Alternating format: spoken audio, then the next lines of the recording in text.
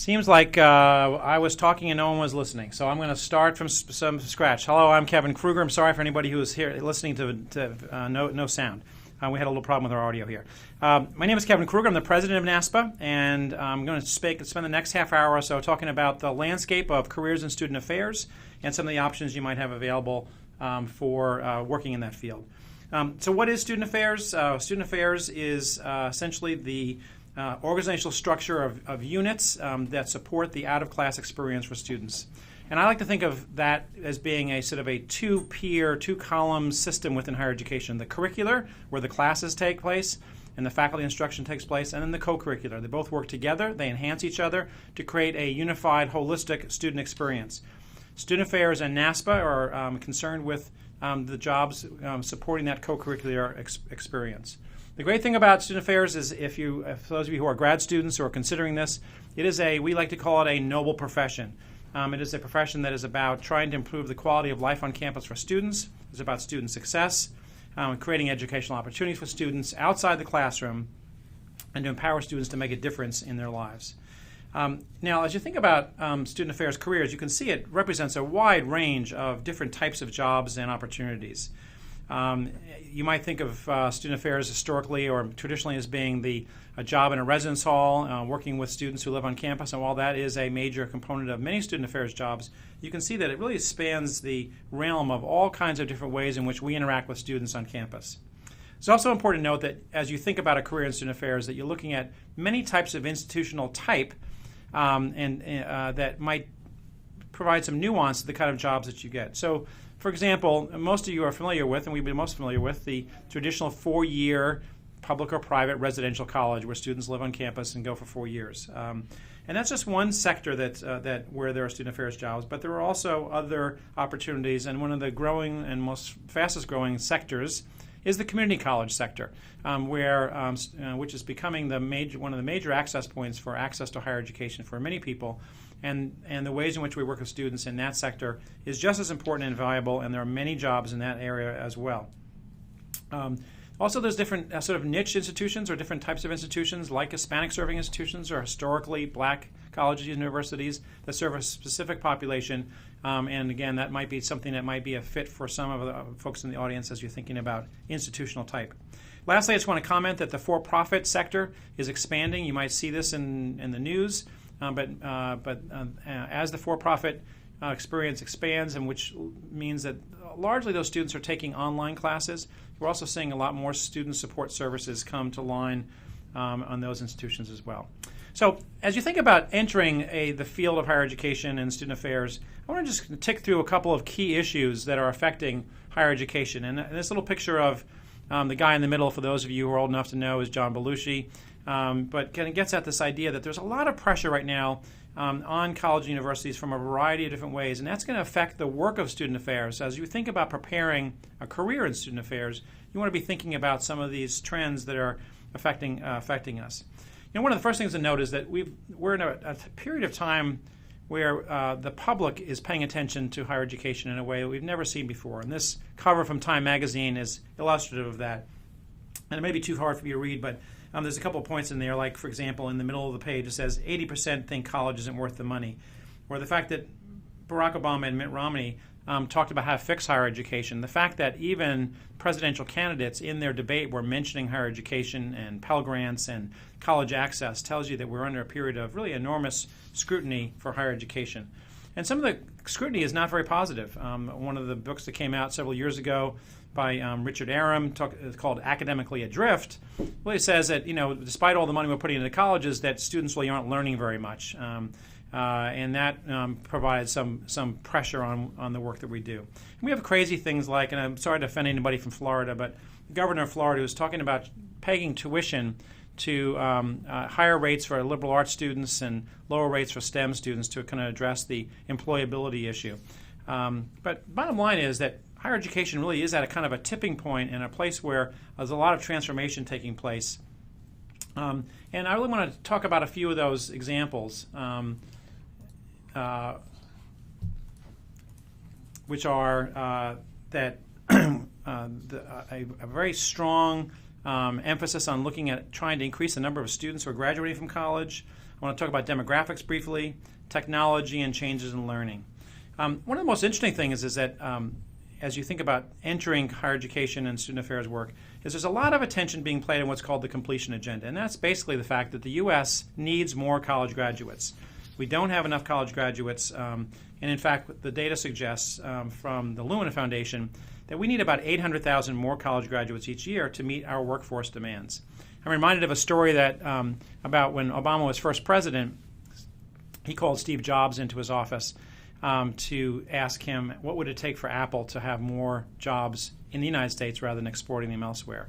And his answer to that was 50,000 engineers. Well, that would address sort of an issue that we're just not simply graduating enough high, talented, qualified candidates to meet the needs of the workforce. There's another kind of interesting view of this that's called the Undereducated American that Carnevale and Rose did out of Georgetown. And they did an interesting study that gets at really what's taking place when you don't have enough college graduates is the creation of an economic disparity in our country. So this slide kind of shows this a little bit. The fact that from 1915 to 1990, the amount of college graduates was about equal to the demand for those jobs, for college graduates. Since 1990, however, we've begun to see an increasing gap between the number of graduates and the demand for those graduates. What that means in real terms is, if you can extend this on the left-hand side, is that we're going to see a larger gap developing between what we need and what we have. So there's some suggestion that if we just increase that 2% a year, we could begin to close that gap. Now, on the right-hand side, it shows the power of this, and that is in 1980, the difference between the economic earning power of graduates versus non-graduates was about 40%. In 2010, that went to 74%. If we continue on our current trend to 2025, it will be 96%.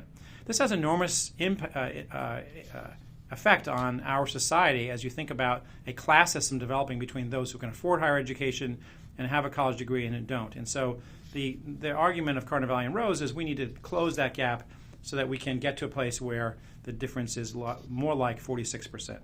You know, this last recession taught us a lot, and that is that the unemployment rate of those who have a college degree was significantly lower than those who didn't. And the median earning of those who have a college degree is significantly higher. And so it's very important that as a nation that we think about how we're going to increase our degree completion.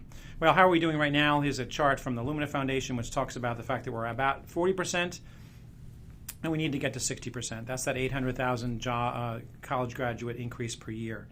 If you disaggregate the data, you find some interesting things, which is that among students of color, in particular Black, Hispanic, and Native American, the completion rate is significantly lower than white students and Asian students. And so we have a lot of work to do as we think about how that's going to happen. So how are we going to get to that 60%? It's through a lot of the work that Student Affairs is going to do. And the reason I mention all this and this trend is if you're thinking about a job in Student Affairs, think about articulating your role and the positions that are going to be available in the ways in which your jobs may support the persistence and completion of the students on your campus. And that's going to happen in some ways that Student Affairs has been involved with for quite a while, but you also as a candidate want to think about how you articulate your contribution to that effort. Persistence and retention efforts have long been a part of Student Affairs. All the engagement activities we do in Student Affairs, which essentially are the ways in which students connect to faculty and staff and each other in meaningful ways. The creation of inclusive communities, which means finding a home for students so that they feel engaged and safe no matter their race, ethnicity, sexual orientation, and then making sure that the academic and social support networks are in place. That's all part of the Student Affairs role, and it's all part of how we're going to support degree completion. Now, the next thing I want to talk about is demographics. You need to know you're entering a higher education field and landscape that's changing dramatically. And it's changing dramatically by virtue of who's coming to college. Now, one of the interesting things about demographics is that we know who's coming to college next year because they were born 18 years ago. And so we actually know who's coming in the next 18 years as well. You can't change that except for immigration. It's pretty much baked in who is going to be coming to college. And that is changing dramatically, and largely it's changing by a significant increase in the number of Hispanic Latino students who will be entering the college market and graduating from high school. We already know they're here, they were born, they're here, and they're coming, and that's going to make some significant changes in the higher education landscape. what you need to know about some of the new students coming to college is that they are increasingly first generation, meaning that their parents did not go to college, and so their experience with college is going to be a new experience. They're increasingly from lower socioeconomic backgrounds, and many come from school districts that have with less academic preparation. So their academic and social support needs are going to be greater. And so again, as you think about entering this landscape as a job, you need to think about a landscape that's going to be increasingly racially and ethnically more diverse. We're expecting Hispanic high school graduates to rise by 35%, and then by 2020, we're going to see about 5% fewer white students than there were in 1994 in that time period, and a 174% increase in Hispanic students. So again, this is a very critical and important issue. If we're going to get to 60% retention rate and completion rate by our college graduates, we're going to need to simply do a better job in supporting and academically and socially supporting, in particular, many of our first generation Hispanic Latino students and other subsects as well. So again, back to the job market. These are some of the things you might want to be able to talk about or think about in terms of your own career advancement. Nothing's more kind of timely and newsworthy as another trend than technology. Technology is changing lots of things. It certainly is changing our own personal worlds. But I think what ripped out of the headlines are some things about the way that technology is going to change the learning enterprise. Now, Bill Gates of Microsoft fame said in 2010 that 5 years from now, you'll be able to find the best lectures in the world. It'll be better than any single university for free. Now, he also said college, except for the parties, needs to be less place-based. I wish he hadn't said the party part because I think it undermines really some of the serious work that we do with students. However, if you look at that statement, and he said that in 2010, 5 years from now, he was wrong. It wasn't 5 years from now, it was 2 years from now, because 2012 was a watershed moment for something that's taken place in higher education, which is along the lines of something called disruptive technology. Now, disruptive technology is, for those of you who've been around a little while, is what happened to Blockbuster. Blockbuster used to go into a store and used to put your money down. You walked away with, at some point, a VHS tape, and then increasingly it was a DVD. And then a little company called Netflix came along, and they started developing a model where they would send you that DVD in the mail, and you didn't have to get out of bed and take off your pajamas. You could just go to your mailbox and get your DVD and mail it back. Now, what happened there is that Blockbuster was such a big enterprise, they couldn't fiddle around with new and experimental technologies and way of doing things. They had their stores, and they kept investing in those stores. Disruptive technology occurs when someone at the low end develops a technology or an innovation, and then by the time the big company realizes it, it's too late and that one takes over. Well, Blockbuster now is owned by, I think, Dish Network, and there's very few Blockbuster stores even available any longer. Well, the same thing's happening, or could happen, in higher education. If you've been reading the news, you've been seeing a lot of talk about MOOCs, which are massive open online courses, and they're being developed by some of the companies listed in this slide. edX, Udacity, Coursera are the three big players. And what this is creating is a disruption to delivery. In the delivery of the actual ways in which we think about classroom instruction and what the college experience might be like. This is happening so fast. If you're coming into higher education, you need to be aware that what's the essence of this is that college is going to be less place-based. I don't think it's going to be an elimination of the brick and mortar traditional institutions, but clearly the student experience is going to be increasingly virtual and less place-based. There's a lot of money that's being pumped into this, and a lot of students are experimenting with this process. You can see the numbers here: 160,000 in Stanford's course. Coursera has 680,000 students, and these numbers have probably gone up already. What does this mean for student affairs and the work you're going to do? What it means is that we're going to have to adapt our work to be both place-based, to support students in the way we currently do now, but also we're going to need to engage students in that virtual space as well, because what's for sure going to happen is that increasingly many institutions are going to begin to offer these massive open online courses as one way of achieving college credit. It's already starting to happen in some institutions that are partnering with Coursera. And so this is the part of the landscape you need to also be aware of. Last thing I want to talk about is civic learning. Now, that's an interesting thing to talk about related to student affairs jobs.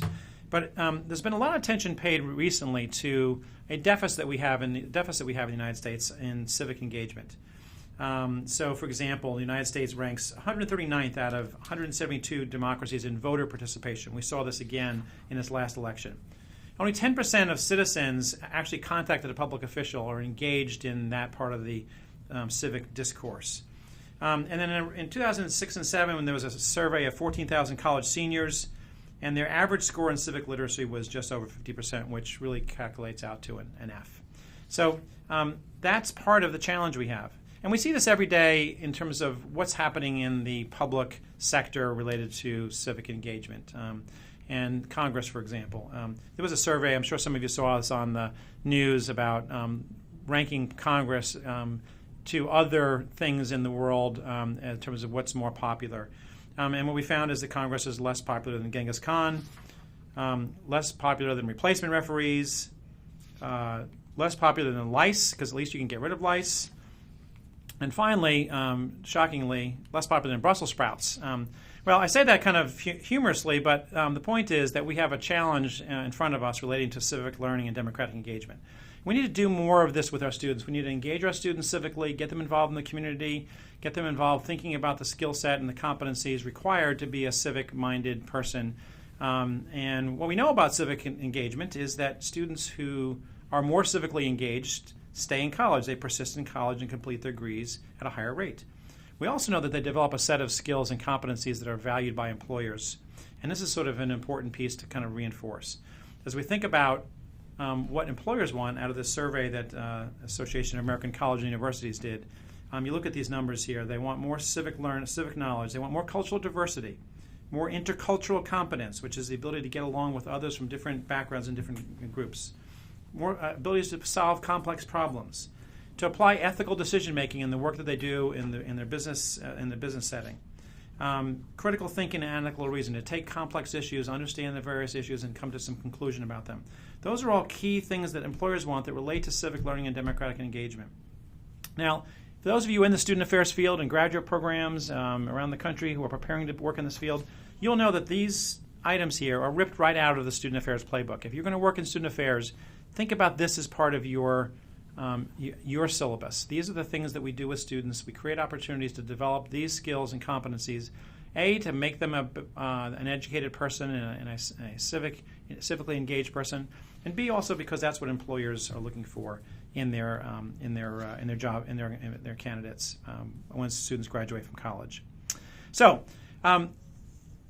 sketched out 4 big issues: the college completion persistence issue, the change in demographics, the change in technology and the way it's affecting learning, and then lastly, this kind of focus on what some people call the soft skills of education, or you might also call the co-curricular outcomes of higher education, and how important those things are. You know, it's interesting when you think about student affairs that when you interview pretty much anybody, and I would guarantee that most of the people in this webinar, if I asked you 3 years after graduation to talk about the most meaningful parts of your college experience, it's rarely the physics class. It's rarely the English comp class.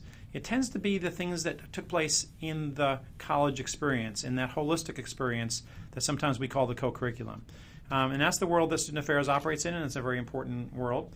But while there's some traditional things taking place in higher education, it's important also to know that jobs are changing. That cartoon I'll just read to you. It says, the guy on the left saying, "You kids today with your cloud computers and your Googly Docs, in my day we attached files to our emails and we liked it that way."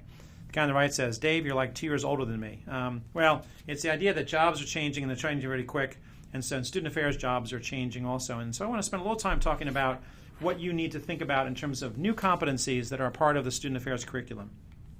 The first one is with finances being tight. If you're thinking about trying to get into an area, and these are both new competencies as well as new jobs. We're seeing a lot of new job postings, full-time staff who work raising funds in student affairs.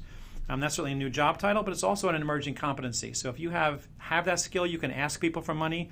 Think about ways in which you can expand that in your current experience, or talk about that, because that might be a nice, that'll be an attractive competency as you look at getting hired into your first job or your second job. That goes beyond just asking somebody for $1 million. Sometimes it means walking down the street to your college town and asking restaurants to donate to a fundraiser. So the ability to ask for money is an important competency that's emerging. probably nothing is more important than the assessment competency. We've seen also, again, new job titles. 10 years ago, you could put all the full-time assessment professionals in the country around a round table. Now we're seeing this being both a core competency and hundreds of jobs popping up in the assessment area. And what this really is about, for those of you who are not engaged in student affairs, is how do we provide evidence for the value of what takes place in the college experience? How do we assess learning that's taking place outside the classroom? How do we assess some of those soft skills that we talked about? Which programs are more effective? All those are pieces of creating sort of evidence-based approaches to the work that we do with our students. It's also important to note that with the increase in mental health issues that students are facing on campus and the number of students with serious psychological health issues that are coming to campus, new job titles are emerging as well. And we are seeing more and more vice presidents for student affairs and student affairs divisions hiring case managers.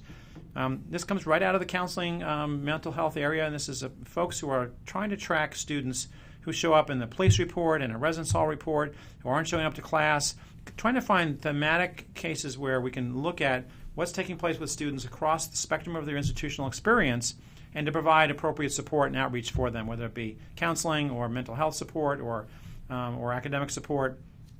And in particular for students who have serious psychological issues, to make sure they don't fall through the cracks.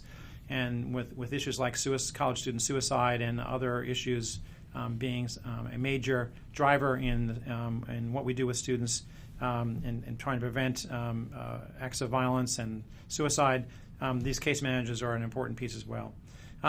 If you work in higher education, it's also probably worth noting that compliance issues are really kind of increasing dramatically. So if you have a job where you could develop, or you do your homework and understanding some of the compliance issues that are facing higher ed, that can also be a key competency that you might want to think about developing. And I'm just going to name off things like Title IX and Title II have significant federal regulations associated with them that fall on the student affairs professionals to enact.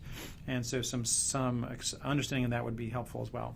And the last one I want to just talk about is social media and communications. Again, this is an area that is kind of expanding, and you're seeing both full-time positions in social media, so you're seeing people hiring just for social media to report to student affairs as part of an overall strategic direction for how student affairs professionals communicate with students. And the key here is that we need to meet students where they are. They're increasingly engaged in social media, no surprise to anyone. So it's important as we think about how we work with students that we're using social media to enable that. I also think that social media is becoming a core competency for all student affairs work. It's rarely taught in graduate preparation programs, and if we have any graduate faculty out there, I think this is something that is an emerging area that we need to be looking at, the ways in which we can use social media for engagement, interaction with students, student support, and I think that's an important piece that we should be developed. So again, as you think about your own work and how you might want to leverage that, you would find that if you can talk about social media from a strategic standpoint and the ways you use it as a communications tool or an engagement tool, that no matter the job, whether it's in residence life, student activities, or academic advising, this is a competency that I think will resonate with many folks in the employer market. So I'm going to wrap up with a couple just things about opportunities.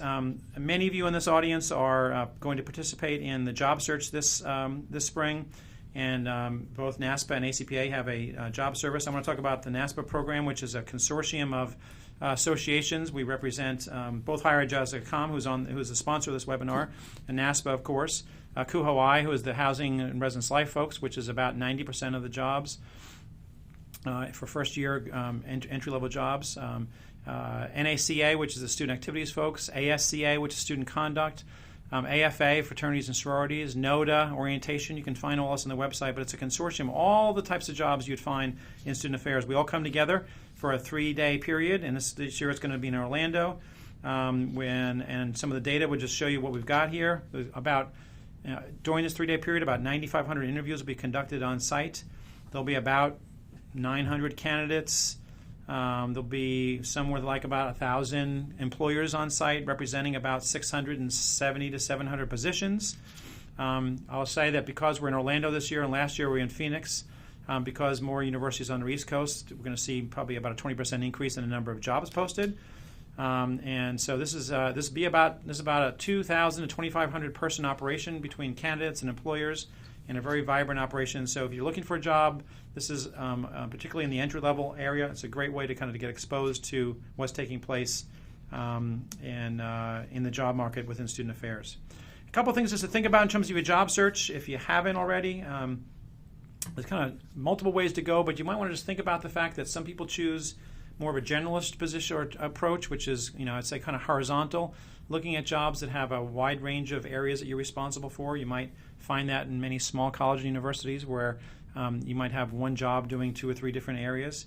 Or do you want to be a specialist or an expert in a specific area? Some people like or want to focus just on Greek life, for example, and spend their time in fraternity and sororities, or housing and residence life, or orientation, or multicultural and diversity. So you just kind of think about what fits you, whether you want that kind of diversity in responsibilities, or you'd rather just focus on one specific area. I mentioned institutional type before. It's very important that you think about what kind of place you want to be working, and that institutional fit is very important. So large, small, rural, city, HBCU, public, four-year, elite, think about all that, and think about the mission and values of that institution and how that fits your particular interests and needs, because that institutional fit is very important. And while we're on the subject of diversity, I think it's important also to think about and ask questions about and do your homework about the institutional type and the values of that institution. We found in our surveys that about 65% of our institutions are offering domestic partner benefits. Sexual expression or gender identity are included in their non-discrimination policies for about 81%. But if you flip that, that means 19% of the institutions don't include that, and you want to know that going in no matter what your personal situation is. Understand the institution you're going to be joining. Last thing, just couple quick tips. As you're thinking about entering the job process, understand that in any interview, whether it be in Skype or real life, that the first 2 minutes are critical, and you need to do your homework and have your preparation done. Have your elevator speech ready. Be able to answer those basic questions. You're going to be prepared to answer. Why are you applying for this job? Why do you want to work at that institution? Every person who works at an institution is proud of their institution, and they want you to apply to a job and be excited about that as well. So do your homework about the institution. Make sure that you have thought adequately through how you support and connect to the mission of that institution. Understand the ethics of the job search, and for those of you particularly who are new to student affairs, it's a very, very small profession. You're never more than 2 degrees of separation around from knowing somebody or somebody who knows you. And so how you build your brand, how you portend yourself in both the interview situation and the job selection process is something that's going to follow you for a long time. And I say this to the young people: make sure you make good ethical decisions about your job.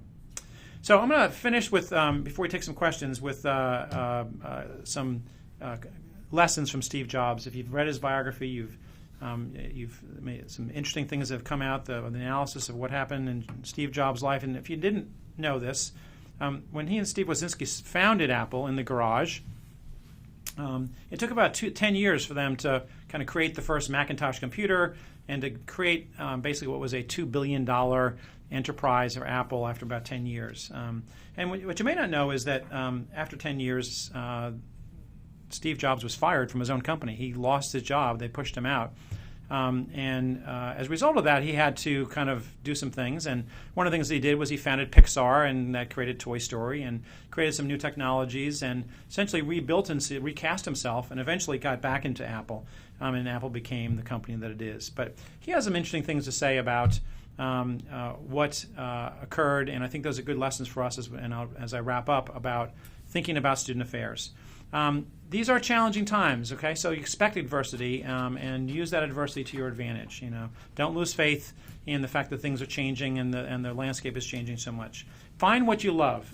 This ought to be a job that you look forward to every single day.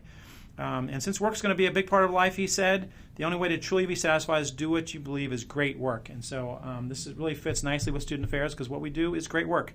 It's noble work. It benefits society. It benefits individual students. You can make a difference in people's lives with this work. And so I think in that regard, it's very powerful. And if you haven't found it yet, if you're still looking, then keep looking. Don't settle. That's an important part of the job process. So lastly, before I take questions, I just want to say that I am on social media. I'm on Twitter at NASPA Prez. And I will tell you that if you follow me, I'll never tell you what I had for breakfast or what movie I saw. I only talk about higher education and some of the things that we're actually talking about today. So we've got a couple of questions kind of called in. I want to just address a few of these in the time we have. Had John C. asked a question that I thought was a good start. And he said he's worked for a few years as an adjunct professor, and that's the only higher ed experience he's had. In what ways would this experience be helpful or not helpful for a career in student affairs? And how could he improve his credibility as a candidate? Well, student affairs is in essence a teaching profession. What we do is teaching. So your experience as a faculty member or a teacher, whether it be in K through 12 or in college, has the elements of how you work with students in a developmental way, how you engage students in the learning process. So I would say all those are very relevant, and you need to think about student affairs as a classroom. The classroom, though, is the out-of-class classroom, and so how we engage students there. So I think there's some very significant transferability opportunities there that I think you might look at, John. Another question that came in was from Tamika. She says, I teach a first-year seminar class, and I'm not sure if employers are expecting to see a CV, which is a curriculum vitae, or a resume. I'd say for the work that we do, a resume is fine. Now, if you're applying for a faculty position, the CV would be more relevant, but a resume, I think, would be perfect for the kind of jobs that we're looking at. Liz wrote in and asked, said she's thinking about working for a nonprofit organization that works with low-income families that helps support them before college. And she's wondering that after a couple of years of doing that, could she get back to student affairs, or was that work irrelevant? Well, Liz, I'd say, think about that section we talked about with demographics. I think the work you're doing in supporting access for low-income families and helping them get to college is very much allied with the work that we're doing within student affairs, and again, is very transferable.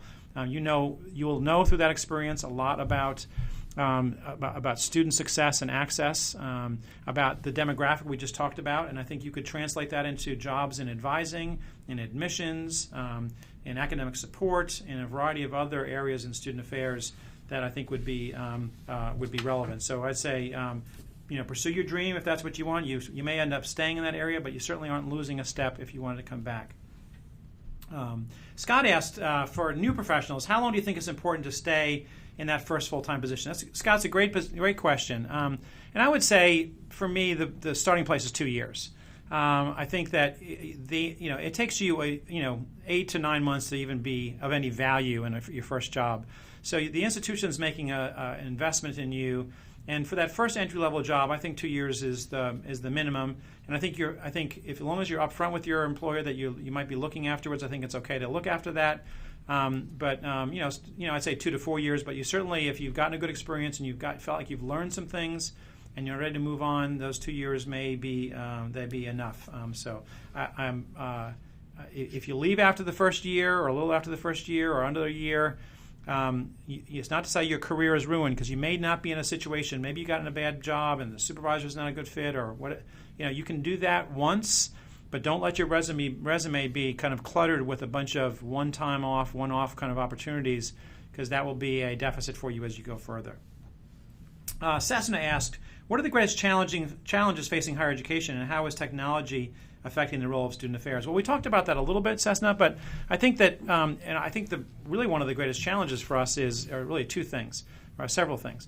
One is that we are looking at a reduction in resources within higher education, and we have seen some contraction in the number of student affairs jobs out there. This is sort of a reality check for those of you in the audience here.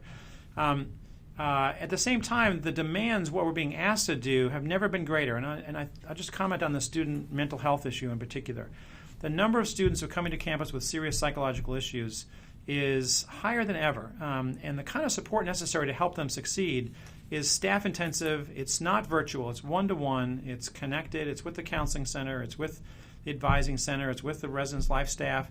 And so that's a very significant part of what we do. That takes human resources. I think what we need to think about is how we can use technology to free us up to have the time with those students, to interact with other students, the students who don't need as much support, in a virtual space. And I think student affairs has been a little slow, frankly, in developing strategies to engage students in the virtual space. Now, there's some campuses that are doing an amazing job out there, and I think about places like Boston University and Butler and other places that are really engaging students in actively in the social media space and really creating an engagement model. In other words, helping students connect to the institution using technology. So if you've got Cessna, if you have that competency, I would say just keep at it, and you're going to be a very valuable asset to folks on campus. We have a Twitter question from @Julie Carson. What is the disruptive technology you see in your daily student affairs life? Well, I think the disruptive technology for student affairs is coming from places and entities that are able to offer what we call student support and student services, perhaps at a less expensive price point. And I'm going to point to the for-profit colleges, I think, and the folks who are doing online education is a great example of that. There's been a pretty strong history of not in the online education world for creating meaningful interactions with students, student communities, student engagement, student government. They form clubs and organizations. They form communities that are discussing complex issues of diversity and race.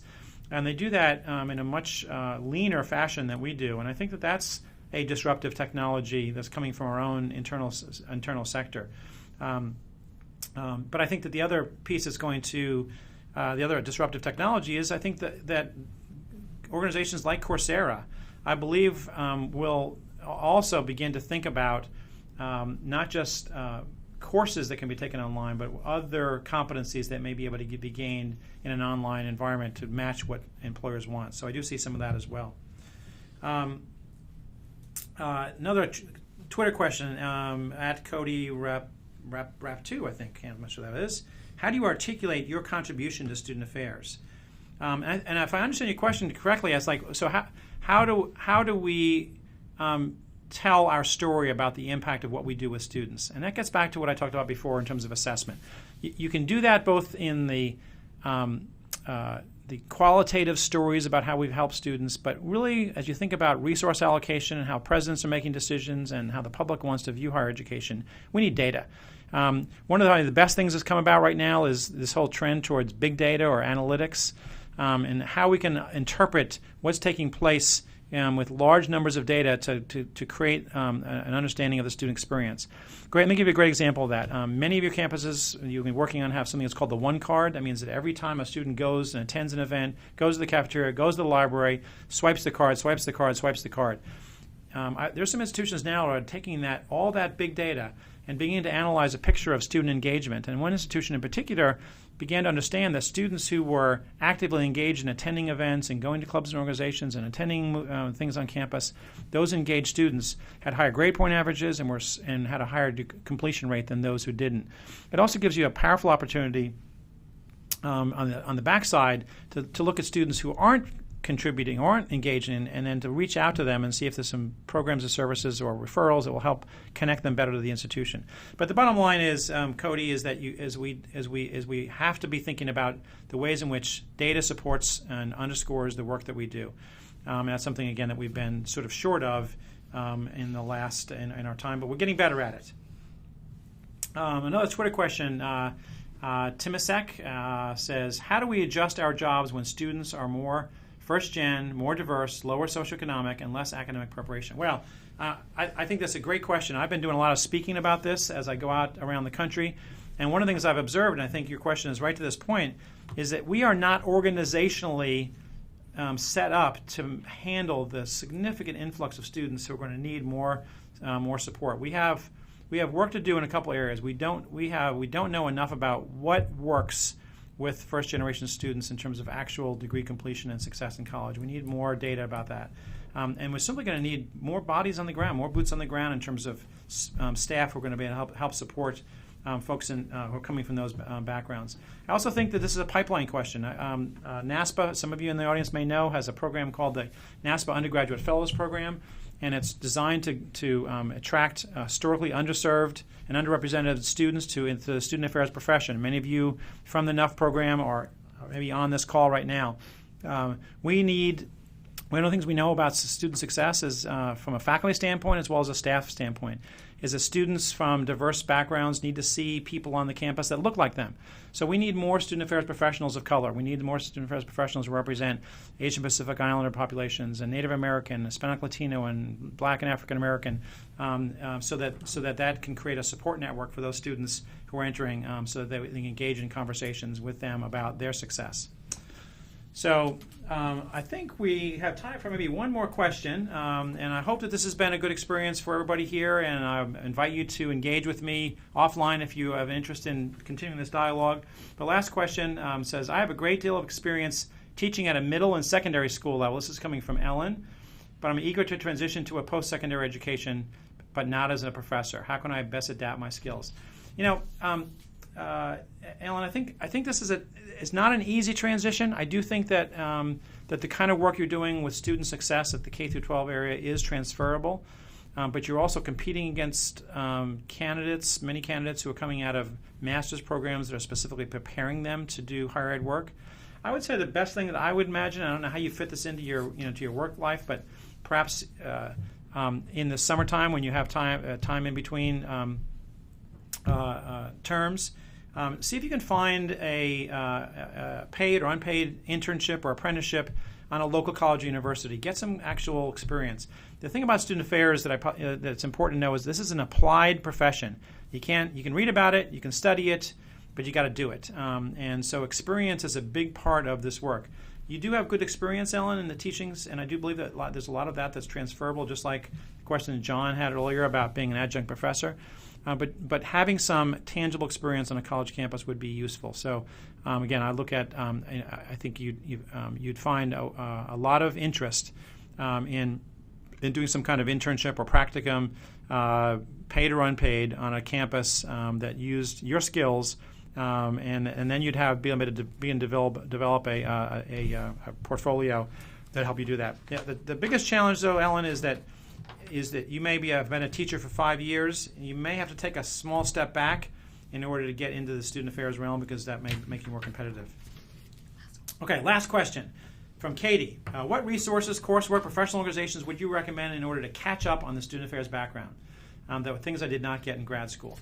Well, Katie, if you're not a member of a professional association, you need to be. And I can't help but just at least say join NASPA, because you would get access to a whole range of communities and professionals and articles and resources that would help catch you up.